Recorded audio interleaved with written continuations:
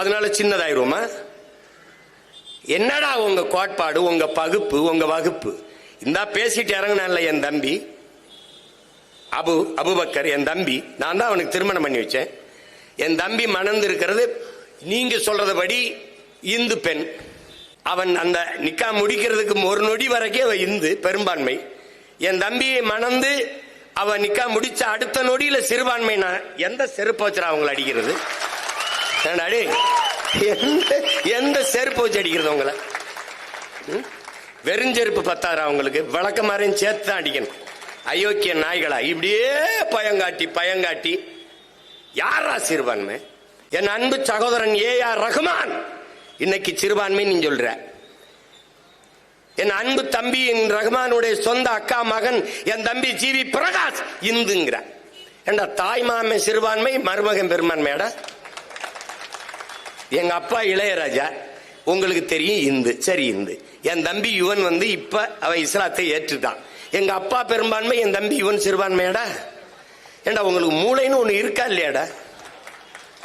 மதத்தை வைத்து எந்த மானுட உலகம் மதிப்பிடுது? இந்த பயல்களா வெறி வருதா இல்லையா? இதுல வந்து நாங்கள் தான் சிறுபான்மை மக்களின் பாதுகாவலர்கள். சிறுபான்மை மக்களின் பாதுகாப்பு, கிறிஸ்தவ இஸ்லாமிய மக்களின் பாதுகாப்பு, சிறுபான்மை மக்களின் பாதுகாப்பு. அந்த இடத்துல என்ன வைக்கணும்டா உனக்கு ஒரு ஆப்பு. இங்க வாடா டேய். சிறுபான்மை மக்களின் பாதுகாப்பு என்ற சொல்லுகிற இடத்தில் அந்த சொல்லிலே ஒரு மிக கொடிய அச்சுறுத்தலை சொல்லுகிறான். சிறுபான்மை மக்களின் பாதுகாப்பு, சிறுபான்மை மக்களின் பாதுகாப்பு.